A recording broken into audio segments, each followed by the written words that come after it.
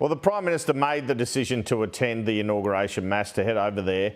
And we've heard from Cam Redden this morning and meet the Canadian Prime Minister and Volodymyr Zelensky. But I guess others like Donald Trump haven't attended. He has sent JD Vance in his place. What's the advantage of the PM attending this? Well, when you look at the work of the Church, that they're a global institution. And I think people shouldn't forget that they provide education, health services, aged care, extensive humanitarian work through Caritas, one of the largest aid organisations in the world.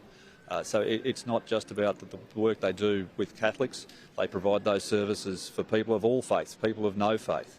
And they're incredibly influential. You only have to look at that photo from Pope Francis's funeral, where President Trump and President Zelensky sat to talk about peace in the Ukraine. I think that demonstrates, firstly, why there's so many embassies here. You have over 180 countries with formal diplomatic relations with the Vatican, and why so many have resident ambassadors, because their level of influence is incredibly high. It's in areas that matter to us and it matters to Australia, and that's one of the reasons we're here.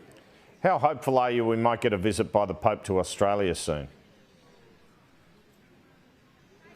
Well, the Prime Minister's already made an open invitation in a statement to the media I think it was 2 days ago. It's all been a bit of a blur, to be honest.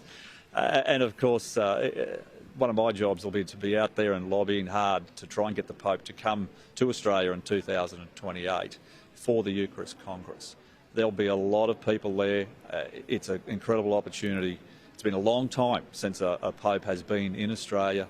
And in fact, the PM will meet him today in the lineup on the way out of the inauguration, is our understanding. All of the world leaders will have that brief opportunity on the way through, and I'm sure he'll extend the invitation again.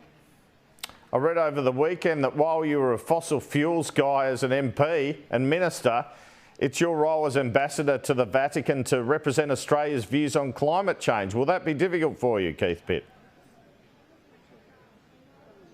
Andrew, I'm not an MP anymore. The decisions on policy are up to members and senators, governments and oppositions. And I think you'll find ambassadors around the world have all sorts of personal views, none of which I'm aware of, but their job is to deliver on the agenda of the government of the day. I always do my utmost, no matter where I'm employed. I'll do the same here, as I'm sure you would expect.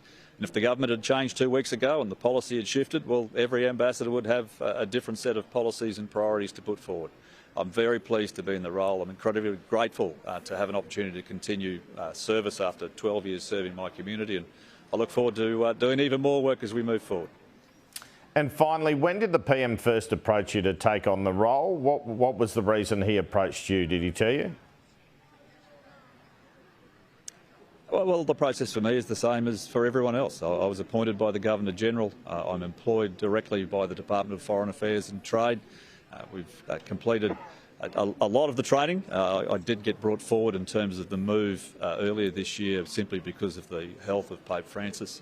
And, mate, there's nothing to see here, to be honest. Keith Pitt, thanks so much for your time in this early part of the morning. Good luck today. Hey, great to be with you. It's good to see Cam out here earning his pay.